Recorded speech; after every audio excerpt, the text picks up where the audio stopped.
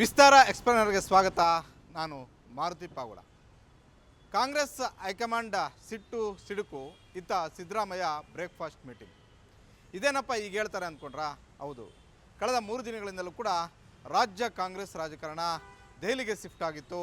ಮೊನ್ನೆ ಸಂಜೆಯಿಂದಲೂ ಕೂಡ ಇವತ್ತಿನವರೆಗೂ ಭಾಳಷ್ಟು ಆಂತರಿಕವಾಗಿ ಒಂದಷ್ಟು ಸಭೆಗಳನ್ನು ಕಾಂಗ್ರೆಸ್ ಹೈಕಮಾಂಡ್ ಮಾಡಿದೆ. ಕಳೆದ ವರ್ಷ ಅಂದರೆ 2023 ಮೇ ತಿಂಗಳಲ್ಲಿ ರಾಜ್ಯದ ಜನ ಕಾಂಗ್ರೆಸ್ ಕೈಗೆ ಅಧಿಕಾರವನ್ನು ಕೊಟ್ಟಿದ್ದರು. 136 ಸ್ಥಾನಗಳನ್ನು ಗೆಲ್ಲಿಸಿ ನೀವು ಈ 5 ವರ್ಷಗಳ ಕಾಲ ಭ್ರಷ್ಟಾಚಾರ ರಹಿತ ಅಧಿಕಾರವನ್ನು ನಡೆಸಿ ಅನ್ನುವಂಥ ಒಂದು ರೀತಿಯಲ್ಲಿ ಅವತ್ತಿನ ಒಂದು ಫಲಿತಾಂಶ ಬಂದಿತ್ತು. ಇದನ್ನೇ ಇಟ್ಕೊಂಡು ಹಲವು ಬಾರಿ ಸಿದ್ದರಾಮಯ್ಯವರು ಕೂಡ ಹೇಳಿದರು, ಡಿ ಕೆ ಶಿವಕುಮಾರ್ ಅವರು ಕೂಡ ಹೇಳಿದರು, ಯಾವಾಗ ಭ್ರಷ್ಟಾಚಾರದ ಆರೋಪಗಳು ಬರ್ತಾವೋ ಪ್ರಕರಣಗಳನ್ನು BJP ಆಗಿರ್ಬೋದು, JDS ಆಗಿರ್ಬೋದು, ಈ ನಾಯಕರುಗಳು ಸದನದ ಒಳಗಡೆ ಆಗಿರ್ಬೋದು ಹೊರಗಡೆ ಆಗಿರ್ಬೋದು ಪ್ರಸ್ತಾಪ ಮಾಡಿದಂಥ ಒಂದು ಸಂದರ್ಭದಲ್ಲಿ ಈ ವಿಚಾರಗಳನ್ನು ಪದೇ ಸಿದ್ದರಾಮಯ್ಯವರು ಹೇಳ್ತಾಯಿದ್ರು. ನೀವು ಭ್ರಷ್ಟಾಚಾರವನ್ನು ಮಾಡಿದ್ರಿ, ಕಮಿಷನನ್ನು ಹೊಡೆದಿದ್ರಿ, ನಿಮ್ಮ ಮೇಲೆ ನೂರಾರು ಹಗರಣಗಳು ಬಂದವು, ಹೀಗಾಗಿ ರಾಜ್ಯದ ಜನತೆ ನಿಮಗೆ 66ಕ್ಕೆ ಸೀಮಿತ ಮಾಡಿದ್ರು, ನಮಗೆ 136 ಸ್ಥಾನಗಳನ್ನು ಗೆಲ್ಲಿಸಿ ಕಳಿಸಿ ನಮಗೆ ನಮ್ಮ ಕೈಗೆ ಅಧಿಕಾರವನ್ನು ಕೊಟ್ಟಿದ್ದಾರೆ ಅನ್ನುವಂಥ ಒಂದು ಮಾತನ್ನು ಹೇಳಿದ್ರು. ಆದರೆ ಅದ್ಯಾಕೋ ಏನೋ ಗೊತ್ತಿಲ್ಲ, ಕಾಂಗ್ರೆಸ್ನ ಅಳಿನೂ ಕೂಡ ಕೈ ತಪ್ಪಿದಂತೆ ಕಾಣಿಸ್ತಾ ಇದೆ.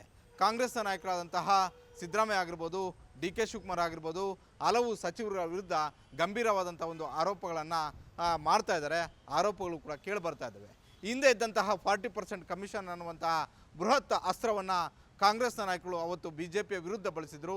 ಹೀಗಾಗಿ ಕಾಂಗ್ರೆಸ್ ಭಾಳಷ್ಟು ಸುಲಭವಾಗಿ ಗೆಲುವಿನ ಅಂತರಕ್ಕೆ ಹೋಗಿತ್ತು, ಗೆಲುವಿನ ನಾಗಾಲೋಟದಲ್ಲಿ ತೇಲಿ ಬಂದಿತ್ತು. ಆದರೆ 1 ವರ್ಷದ ಒಳಗೆ ಅಂತಹ ಒಂದು ಸರ್ಕಾರಕ್ಕೆ, ಗ್ಯಾರಂಟಿಗಳ ಸರ್ಕಾರಕ್ಕೆ ಭಾಳಷ್ಟು ದೊಡ್ಡದಾದಂಥ ಒಂದು ಸಮಸ್ಯೆ ಎದುರಾಗಿರುವಂಥದ್ದು ಈ ಭ್ರಷ್ಟಾಚಾರ, ಹಗರಣ, ಆರೋಪ.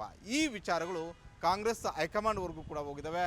ಕಾಂಗ್ರೆಸ್ ಹೈಕಮಾಂಡು ಕೂಡ ರಾಜ್ಯ ಕಾಂಗ್ರೆಸ್ ನಾಯಕರ ವಿರುದ್ಧ, ರಾಜ್ಯ ಕಾಂಗ್ರೆಸ್ ಸರ್ಕಾರದ ಸಾರಥ್ಯವನ್ನು ವಹಿಸಿರುವಂತಹ ಸಿದ್ದರಾಮಯ್ಯ ಮತ್ತು ಡಿ ಕೆ ಶಿವಕುಮಾರ್ ಅವರ ವಿರುದ್ಧ ಸಿಡುಕಾಗಿದೆ ಅನ್ನುವಂಥ ಒಂದು ಮಾಹಿತಿ ಸಿಕ್ಕಿರುವಂಥದ್ದು.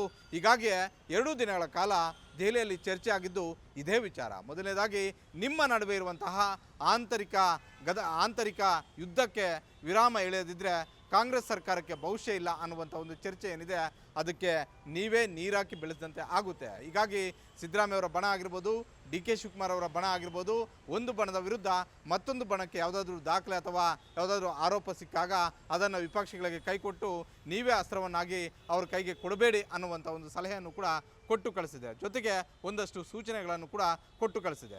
ಅದರಲ್ಲೂ ಇತ್ತೀಚೆಗೆ ಕೇಳಿಬಂದಂಥ ಒಂದು ಪ್ರಕರಣಗಳು, ಲೋಕಸಭಾ ಚುನಾವಣೆಗೂ ಮೊದಲು ನಡೆದಿರುವಂತಹ, ಲೋಕಸಭಾ ಚುನಾವಣೆ ಆದ ಬೆಳಕಿಗೆ ಬಂದಂತಹ ವಾಲ್ಮೀಕಿ ನಿಗಮದಲ್ಲಿ ಆದಂತಹ ಅವ್ಯವಹಾರ ಪ್ರಕರಣವನ್ನು ಸರ್ಕಾರ ಸರಿಯಾಗಿ ನಿಭಾಯಿಸಲಿಲ್ಲ ಅನ್ನುವಂಥ ಒಂದು ಆಕ್ಷೇಪ ಮತ್ತು ಅಸಮಾಧಾನ ಕಾಂಗ್ರೆಸ್ ಹೈಕಮಾಂಡ್ಗಿದೆ. ಹೀಗಾಗಿ ಉಭಯ ನಾಯಕರ ಮುಂದೆಯೂ ಕೂಡ ಈ ವಿಚಾರವನ್ನು ಪ್ರಸ್ತಾಪ ಮಾಡಿ ಇದನ್ನು ಯಾವ ರೀತಿಯಾಗಿ ಹ್ಯಾಂಡಲ್ ಮಾಡಬೇಕಾಗಿತ್ತೋ ಆ ರೀತಿಯಾಗಿ ಹ್ಯಾಂಡಲ್ ಮಾಡೋದರಲ್ಲಿ ಸಂಪೂರ್ಣವಾಗಿ ನೀವಿಬ್ಬರು ಕೂಡ ವಿಫಲರಾಗಿದ್ದೀರಾ. ಇಡೀ ಸರ್ಕಾರ ಈ ವಿಫಲರಾಗಿ BJP ಮತ್ತು JDS ಪಕ್ಷಗಳಿಗೆ ಇದನ್ನು ಅಸ್ತ್ರವನ್ನಾಗಿ ಮಾಡಿಕೊಟ್ಟಿದ್ದೀರಾ ಅನ್ನುವಂಥ ಒಂದು ಅಸಮಾಧಾನವನ್ನು ಕಾಂಗ್ರೆಸ್ನ ಹೈಕಮಾಂಡ್ ಉಭಯ ನಾಯಕರುಗಳ ಮುಂದೆ ಹೇಳಿರುವಂಥದ್ದು. ಅದ್ರ ಜೊತೆಗೆ ಸಿದ್ದರಾಮಯ್ಯವರ ವಿರುದ್ಧ ಹಾಗೂ ಅವರ ಕುಟುಂಬದ ವಿರುದ್ಧ ಕೇಳಿಬಂದಂತಹ ಮೂಡಾ ಪ್ರಕರಣವನ್ನು ಕೂಡ ಸರ್ಕಾರ ನಿಭಾಯಿಸುವುದರಲ್ಲಿ ಸಂಪೂರ್ಣವಾಗಿ ವಿಫಲವಾಯಿತು. ಒಂದು ಬಣ ಮತ್ತೊಂದು ಬಣದ ವಿರುದ್ಧ ಎತ್ತಿಕಟ್ಟುವಂಥ ಒಂದು ಕೆಲಸ ಮಾಡಿದರ ಪ್ರಯೋಗವೇ ಈ ಎಲ್ಲ ದಾಖಲೆಗಳು ವಿಪಕ್ಷ ನಾಯಕರುಗಳ ಕೈ ಸೇರಿದವು. ವಿಪಕ್ಷಗಳಾಗಿರುವಂತಹ BJP ಮತ್ತು JDS ಇದನ್ನು ಸಂಪೂರ್ಣವಾಗಿ ರಾಜಕೀಯ ಲಾಭವನ್ನು ಪಡ್ಕೊಳ್ಳೋದಕ್ಕೆ ಯಶಸ್ವಿ ಆದರು ಅಂತ. ಯಾಕಂತೇಳಿದ್ರೆ ಮೂಡಾ ಹಗರಣ ಬೆಳಕಿಗೆ ಬಂದಿದ್ದು ಇವತ್ತು ನಿನ್ನೆ ಅಲ್ಲ. 1990 ಅದಕ್ಕೂ ಮೊದಲಿಂದಲೂ ಕೂಡ ಆಗಿರುವಂತಹ ಬಹುದೊಡ್ಡ ಹಗರಣ, ಬಹುದೊಡ್ಡ ಆರೋಪಗಳು ಕೂಡ ಅದರಲ್ಲಿದ್ದಾವೆ. 3 ಪಕ್ಷದ ನಾಯಕರು ಕೂಡ ಭಾಳಷ್ಟು ಫಲಾನುಭವಿಗಳು ಇದ್ದಾರೆ. ಆದರೆ ಸಿದ್ದರಾಮಯ್ಯವರ ಹಾಗೂ ಅವರ ಕುಟುಂಬ ಮಾತ್ರ ಹೆಚ್ಚು ಚರ್ಚೆ ಆಗ್ತಾ ಇದೆ. ಇದಕ್ಕೆ ಕಾರಣವೂ ಕೂಡ ಕಾಂಗ್ರೆಸ್ ನಾಯಕರಲ್ಲಿ ಇರುವಂತಹ ಒಳ ಜಗಳ, ಕಾಂಗ್ರೆಸ್ ಆಂತರಿಕ ಕಚ್ಚಾಟದಲ್ಲಿ ಈ ಎಲ್ಲ ವಿಚಾರಗಳು ವಿಪಕ್ಷಗಳಿಗೆ ಅಸ್ತ್ರವಾಗಿದ್ದು, ವಿಪಕ್ಷಗಳು ಇದನ್ನೇ ಸದನದ ಒಳಗೆ ಮತ್ತು ಹೊರಗಡೆ ಅಸ್ತ್ರವನ್ನಾಗಿ ಮಾಡಿಕೊಂಡ್ವು ಅನ್ನುವಂಥ ಒಂದು ಅಸಮಾಧಾನದ ಮಾತುಗಳು ಕಾಂಗ್ರೆಸ್ ಹೈಕಮಾಂಡ್ ಹೇಳಿರುವಂಥದ್ದು. ಹೀಗಾಗಿ ನಿಮ್ಮ ಇಬ್ಬರ ಜಗಳದಲ್ಲಿ 3ನೇವರು ಲಾಭ ಪಡ್ಕೊಳ್ಳೋದು ಬೇಡ, ಪಕ್ಷ ಬಡವಾಗೋದು ಬೇಡ. 3ನೇವರು ಅಂದರೆ ಅಲ್ಲಿ BJP ಅಥವಾ JDS ಪಕ್ಷ ಬಡವಾಯಿತು ಅಂದರೆ ರಾಜ್ಯದಲ್ಲಿ ಸಂಘಟನಾತ್ಮಕವಾಗಿ ಕಾಂಗ್ರೆಸ್ಗೆ ಹಿನ್ನಡೆ ಆಗುತ್ತೆ ಅನ್ನುವಂಥ ಒಂದು ಎಚ್ಚರಿಕೆ ಸಂದೇಶ ರವಾನೆ ಮಾಡಿರುವಂಥದ್ದು. ಹೀಗಾಗಿ ನಿಮ್ಮಲ್ಲಿ ಇರುವಂತಹ ಸಣ್ಣ ಪುಟ್ಟ ಗೊಂದಲಗಳನ್ನೇ ದೊಡ್ಡದು ಮಾಡಿ ಕಾಂಗ್ರೆಸ್ ಪಕ್ಷದ ಹಿನ್ನಡೆಗೆ ಕಾರಣಕರ್ತರಾಗಬೇಡಿ, ಭಾಳಷ್ಟು ಎಚ್ಚರಿಕೆಯಿಂದ ಅಧಿಕಾರವನ್ನು ನಿರ್ವಹಿಸಿಕೊಂಡು ಹೋಗಿ, ಇಲ್ಲ ಅಂತ ಹೇಳಿದ್ರೆ ನಮ್ಮ ನಿರ್ಧಾರವನ್ನು ನಾವು ದೆಹಲಿಯಿಂದಲೇ ತೆಗೆದುಕೊಳ್ಬೇಕಾಗುತ್ತೆ ಅನ್ನುವಂಥ ಒಂದು ಸಂದೇಶವನ್ನು ಸಿದ್ದರಾಮಯ್ಯ ಮತ್ತು ಡಿ ಕೆ ಶಿವಕುಮಾರ್ ಅವರಿಗೆ ಕಳಿಸ್ಕೊಟ್ಟಿದ್ದಾರೆ. ಹೀಗಾಗಿ ಅಲರ್ಟ್ ಆಗಿರುವಂತಹ ಸಿದ್ದರಾಮಯ್ಯ ಅವರು ನಾಳೆ ಬೆಳಗ್ಗೆ ಎಲ್ಲ ಸಚಿವರುಗಳನ್ನು ತಮ್ಮ ನಿವಾಸಕ್ಕೆ ಬ್ರೇಕ್ಫಾಸ್ಟ್ಗೆ ಕರೆದಿದ್ದಾರೆ. ಬಹುತೇಕ ನಾಳೆ ಬೆಳಗ್ಗೆ ನಾಳೆ 11 ಗಂಟೆಗೆ ವಿಧಾನಸೌಧದಲ್ಲಿ ಕ್ಯಾಬಿನೆಟ್ ಸಭೆಯೂ ಕೂಡ ಇರೋದ್ರಿಂದ ಸಹಜವಾಗಿ ಎಲ್ಲ ಸಚಿವಗಳು ಬೆಂಗಳೂರಲ್ಲಿ ಬಂದೇ ಬರ್ತಾರೆ, ಬೆಂಗಳೂರಲ್ಲಿ ಇದ್ದೇ ಇರ್ತಾರೆ. ಸಿದ್ದರಾಮಯ್ಯ ಅವರು ಕರೆದಿರುವಂತಹ ಈ ಬ್ರೇಕ್ಫಾಸ್ಟ್ ಮೀಟಿಂಗ್ಗೆ ಖಂಡಿತವಾಗಿಯೂ ಕೂಡ ಹೋಗ್ತಾರೆ. ಆ ಸಂದರ್ಭದಲ್ಲಿ ಸಿದ್ದರಾಮಯ್ಯ ಅವರು ಕೆಲವೊಂದಷ್ಟು ನಿಷ್ಠುರವಾದಂಥ ಒಂದು ವಿಚಾರಗಳನ್ನು ಆ ಮಿನಿಸ್ಟ್ರುಗಳ ಮುಂದೆ ಪ್ರಸ್ತಾಪ ಮಾಡುವಂಥ ಒಂದು ಸಾಧ್ಯತೆ ಇದೆ.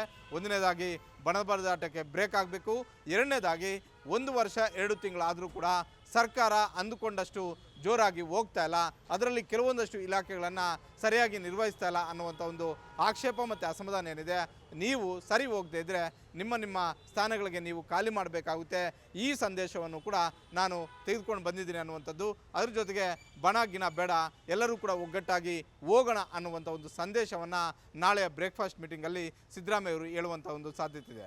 ಒಟ್ಟಾರೆ ಯಾವಾಗ ರಾಜ್ಯ ಕಾಂಗ್ರೆಸ್ಸಲ್ಲಿ ಒಂದಷ್ಟು ಅಸಮಾಧಾನ, ಆಕ್ಷೇಪ, ಬಣಬಡಿದಾಟ ಜೋರಾಗುತ್ತೋ ಆ ಸಂದರ್ಭದಲ್ಲಿ ಕಾಂಗ್ರೆಸ್ ಹೈಕಮಾಂಡ್ ಎಂಟ್ರಿ ಆಗಿ ದೆಹಲಿಗೆ ಎಲ್ಲರನ್ನು ಕೂಡ ಕರೆಸಿಕೊಂಡು ಒಂದಷ್ಟು ಮದ್ದು ಅರಿಯುವಂಥ ಒಂದು ಕೆಲಸ ಮಾಡುತ್ತೆ. ಇದು ಒಂದು 10-15 ದಿನಗಳ ಕಾಲ ಎಲ್ಲರೂ ಕೂಡ ಸಮಾಧಾನವಾಗಿರ್ತಾರೆ. ಯಥ ಪ್ರಕಾರ 15 ದಿನಗಳ ಬಳಿಕ ಇಲ್ಲವೇ 20 ದಿನಗಳ ಬಳಿಕ ಒಂದು ಬಣ ಮತ್ತೊಂದು ಬಣದ ವಿರುದ್ಧ ಆರೋಪ ಆಕ್ಷೇಪ ವ್ಯಕ್ತಪಡಿಸುವಂಥದ್ದು ಸಹಜ. ಹೀಗಾಗಿ ಈ ಹಿಂದೆ ಇದೇ ರೀತಿಯಾಗಿ 2-3 ಬಾರಿ ಸಮಸ್ಯೆ ಆಗಿತ್ತು. ಆ ಸಂದರ್ಭದಲ್ಲಿ ಕೂಡ ದೆಹಲಿ ಕರೆದಿದ್ರು, ಸರಿಯಾಗಿ ನಿರ್ವಹಿಸಿಕೊಂಡು ಹೋಗಿ ಅನ್ನುವಂಥ ಒಂದು ಸೂಚನೆ ಮತ್ತು ಸಲಹೆಗಳನ್ನು ಕೊಟ್ಟಿದ್ದರು.